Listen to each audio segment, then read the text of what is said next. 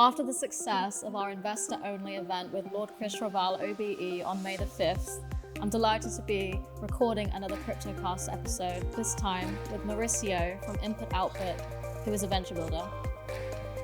After we did the first crypto funds in Dubai, and then came back and garnered the onshore experience, and then I came fully into crypto. Yeah. We're gonna have that conversation on the record, on this record. Lovely. Yeah. And I think certainly when I came into crypto, firstly, there were a number of states in the US looking at how they can accrue Bitcoin, i.e. digital gold at that point in time, by means of allowing residents to pay for their tax bills through Bitcoin. And at the time, I was definitely more interested in the ledger, and there was a lot of conversation around decentralization. Of course, we had the ICO boom, and we know how that went. So how are you personally seeing that evolution? Because you've been in the industry, what, a similar length of time to me, maybe a little longer? Yeah, I think the legitimacy of crypto as a asset class is, undeniable at the moment.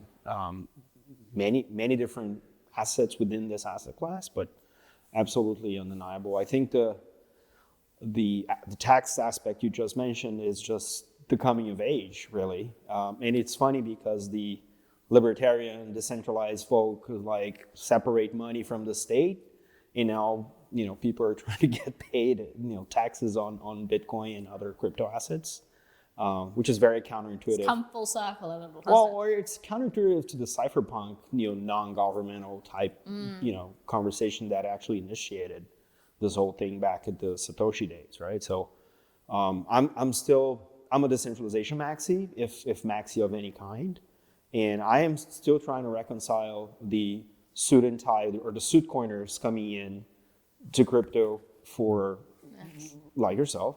I used to be a hoodie maxer, actually, with my leather jackets. Listen, you and I took a photo not 2 weeks ago, and I was wearing a jacket, so I'm not gonna, it's not a dig at anyone, but it is it's just an acknowledgement that this is happening, and I've been in the industry for 12 years, 20 plus years in financial services, plus 12 years in crypto. It is not, it's not uncommon to have financial services adopt something that was fringe at some point, right? It grows in volume, it grows into becoming serious, and all of a sudden there is an acceptance that this is just a better way of doing things.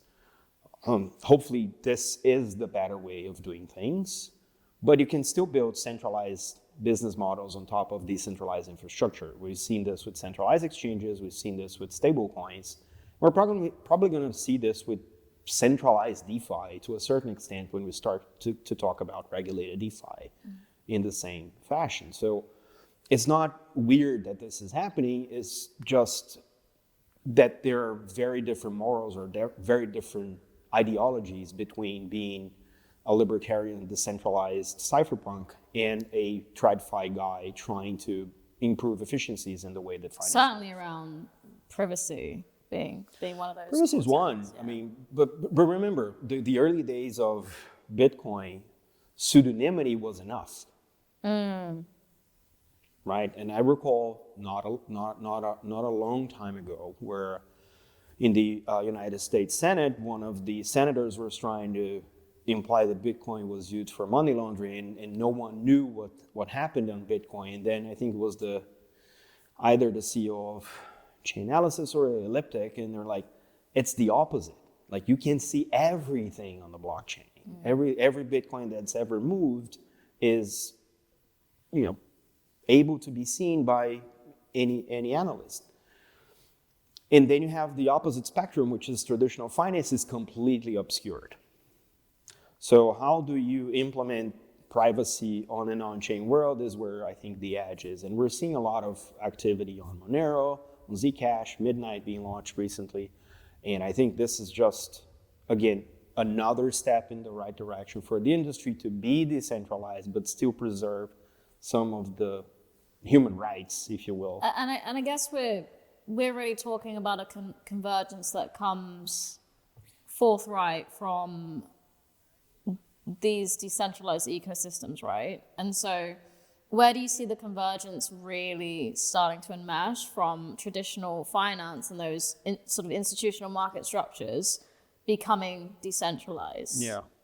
Well, I don't think they're going to become decentralized. I think they're going to leverage decentralized infrastructure as they have been doing. I don't think there is any major incentive, definitely not revenue, definitely not regulatory.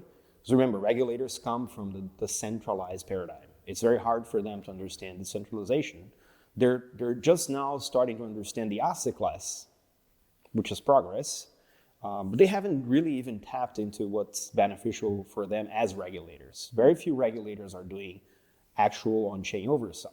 But if I thought of being a regulator and benefiting from the technology or the new paradigm, I'd rather have access to the banking systems in a much more transparent way than I do now. Because if I have to audit every lending system in every mainframe in every bank, I can't do that. But on the blockchain, I can see exactly what the smart contracts are doing. And there's certainly clear interest from the regulators to learn about crypto and what does it mean. More recently, yes. Yeah, more recently, absolutely. Like we've been participating in recent FCA roundtables. We've seen over in the UAE, for example, the innovation that's been happening around VARA. The UAE's moved much. It was the first country I recall.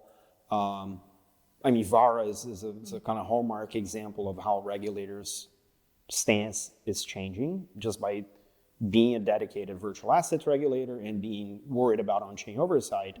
It shows a lot of difference from other regulators. And actually, Scott Thiel, who's a friend of ours who was on the drafting team of VARA, has now since launched TokenVest. And so it's really quite interesting to see ex-regulator then become founder entrepreneur within that space and then look at bringing those worlds together. And I think that's a nuanced level of conviction that I don't think we should ignore.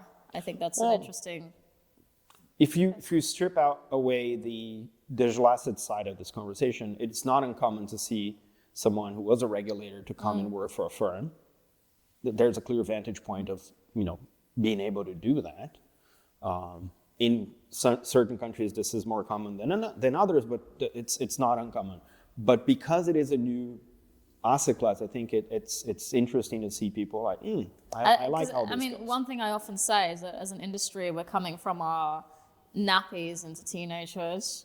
And so what you see from certainly a professional services standpoint as Deloitte alumna, the number of people that come from Big Four that are looking to come into the industry, or even Big Four themselves and how they're looking to come into the industry themselves, I would say that is happening, that kind of influx is happening more and more, especially if we look at the sort of tax accounting firms, Harrison Trotter, Anderson, and the talent that they're garnering from traditional finance.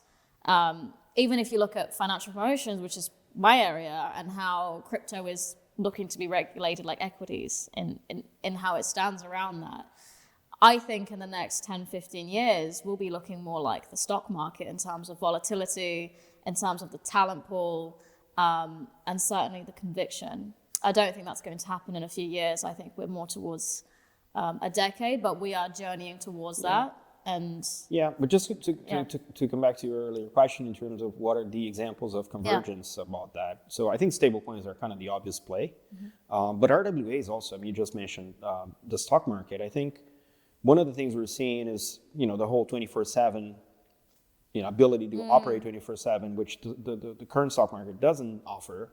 When you tokenize a stock and you bring it on chain, there you go. Like it's just it's trading from this rail to that rail, and you gain another 2 days of trading, which is significant, right? So I think these are some of these things that even though they're not particularly an asset class, but they are solutions built on top of the same technology, are opening a realm of possibilities that you didn't have before. Next to that, or following that, what I think we're going to start to see is the composability, which an on-chain asset will allow you to achieve whereas a constrained stock on a trading floor won't, or the balances on a bank balance sheet wouldn't let you. When they're on chain, you now have composability. You can build more financial intelligence based on a combination of multiple assets and new rules. That's the edge. And this is where I think regulators are going to start struggling with, because composability is not a native thing for centralized regulators. They do not understand the paradigm to be able to regulate that. So in my conversations with regulators, whether as a consultant or as a interviewer on my podcast, the conversation is, how do you face that new paradigm? How do you understand the new paradigm? There are interesting courses like the Cambridge Center for Alternative Finance with Keith Baer and the team there.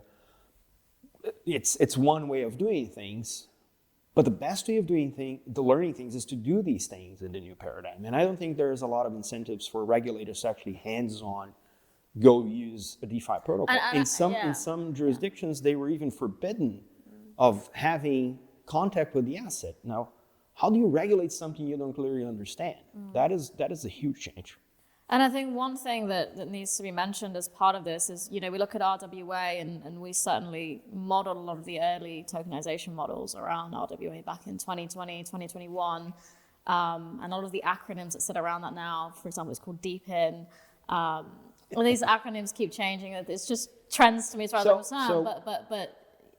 But crypto has this weird practice of just appropriating acronyms and initialisms that already exist, right? When I'm a TradFi guy turned crypto, when the first time I heard of RWAs, I'm like, Basel rules? Like what the hell is risk-weighted assets doing in the conversation? I understand we have to manage risk, but how does that play with this? And then I learned that it was real-world assets. I'm like, that's not going to sit well with the Basel community. As opposed to what world assets? Well, maybe it was the native cryptocurrency, as the Bitcoins, the Ethereum, Solanas, and ADAs of the world, which are natively on chain, versus something that I'm tokenizing and bringing on chain from the real world. And so even when we're looking at RWA or any subset that sits within Web3, one thing we can't ignore is the agentic economy and how that's booming right now. I mean, the technology has been there for a while, but we're really seeing, in that same vein of trends around these acronyms, we're seeing trends around really a boom, some might call a bubble actually, around agentic economy. And so when you're then looking at creating these tokenization structures that sit around real-world assets, to your example, how do you then implement agents that then streamline operations that sit within that business? And then how are those agents then interfacing with each other? For example, are they transacting with one another? They're not going to be transacting in fiat, they'll be transacting in stablecoins. And so stablecoins becomes a natural subset for me when then looking at the agentic economy and how these worlds are all coming together now. I think it's converging closer and closer. And then when you look at family offices, for example, we put an article about this recently. There was a recent report that was issued where a number of family offices were surveyed, and 89% of them said that they had no exposure to crypto.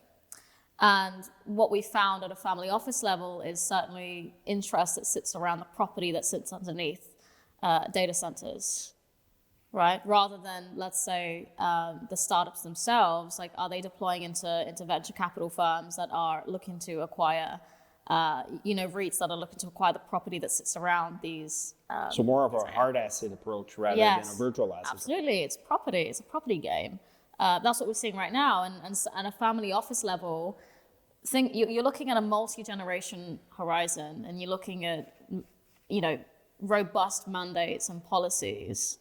And so when I have ecosystems approaching me and asking for how do we pitch this to family offices? It's a much bigger conversation than just brand. Yes, we can look at that side, but it's a much bigger conversation because then you're looking at what is the venture flow that you currently have within your ecosystem.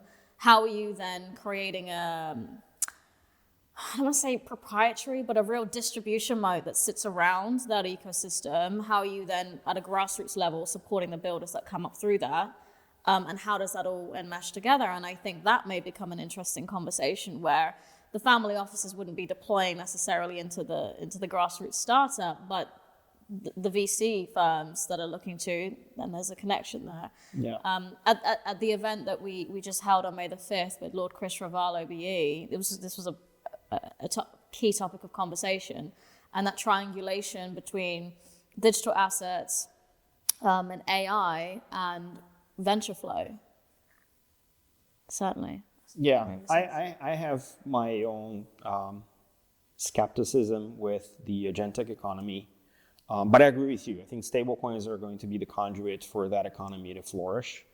I am a big proponent of the self-liquidating assets, right? If you tokenize everything, let's say you're in the real economy, and you start tokenizing the records that go into supply chain, right? Not the goods themselves, but the equivalent or the digital twin of that. And now you have an entire on-chain economy that can be orchestrated by agentic AI operators.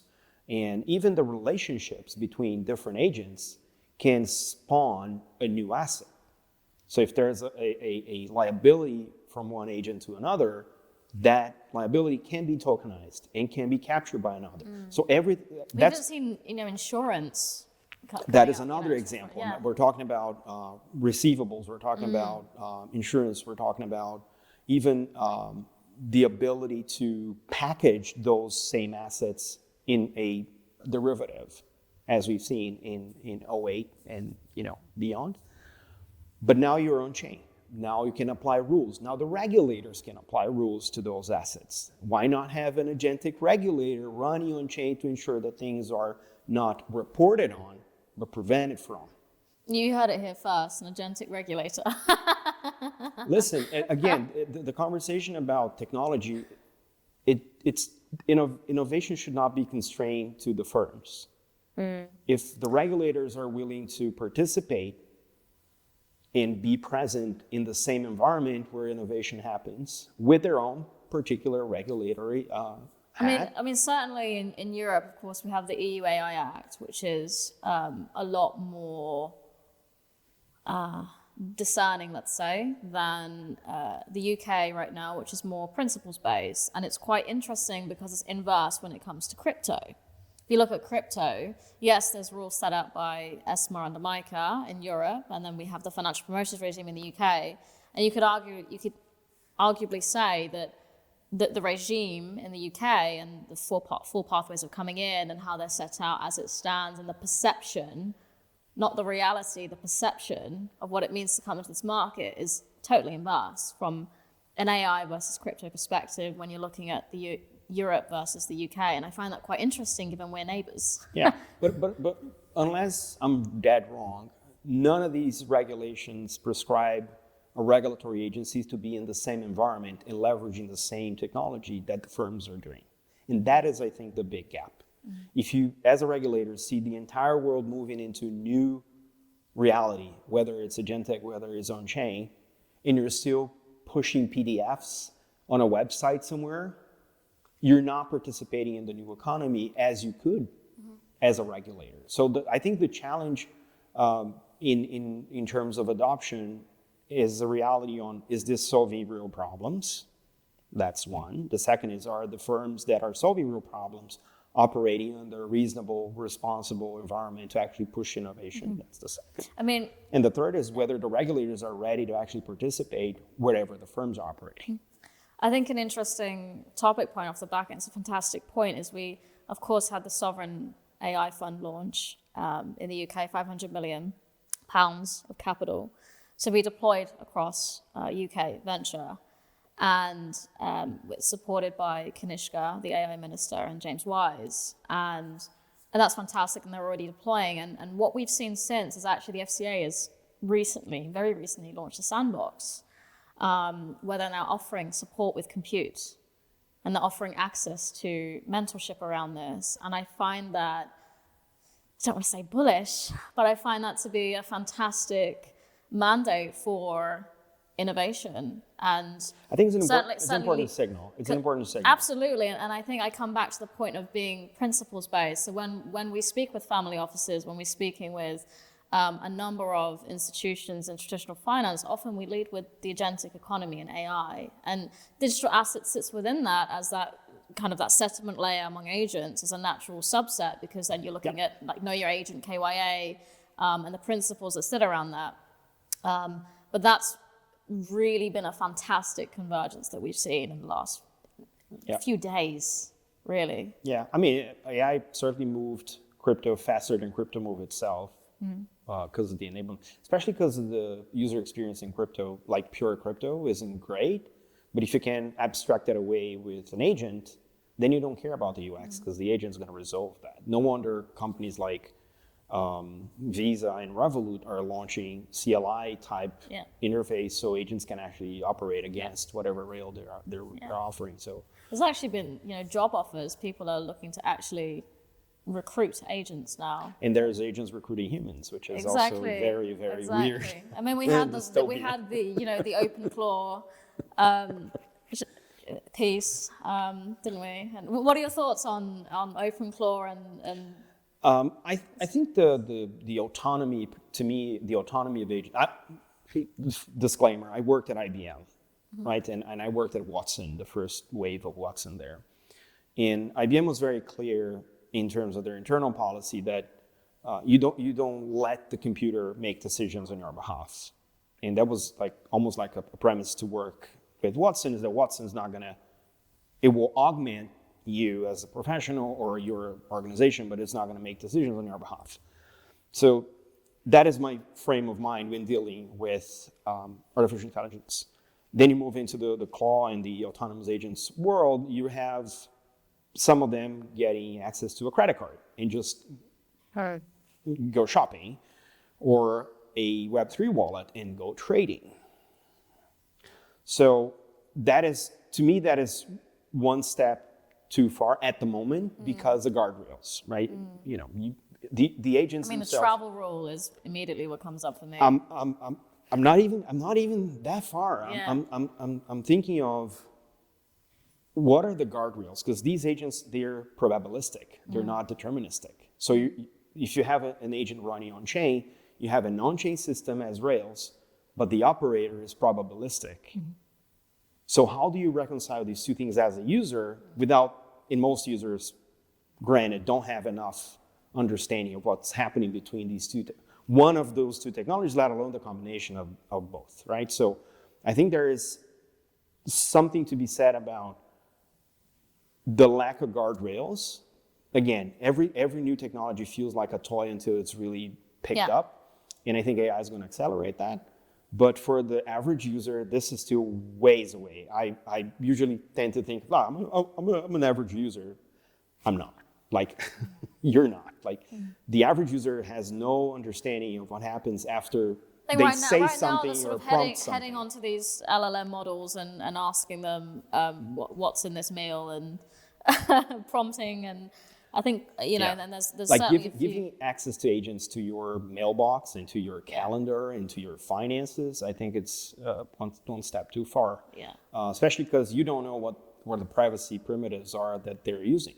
You don't know whether your data is going to be fully available, if it's going to be used to train the algorithm behind it. There's no clear. There's a policy on a website somewhere, but how many companies do you know that have broken their own promises? Exactly. And I think some successful instances of where agents have been deployed, and AI tooling certainly is, even if we look at fund managers, right?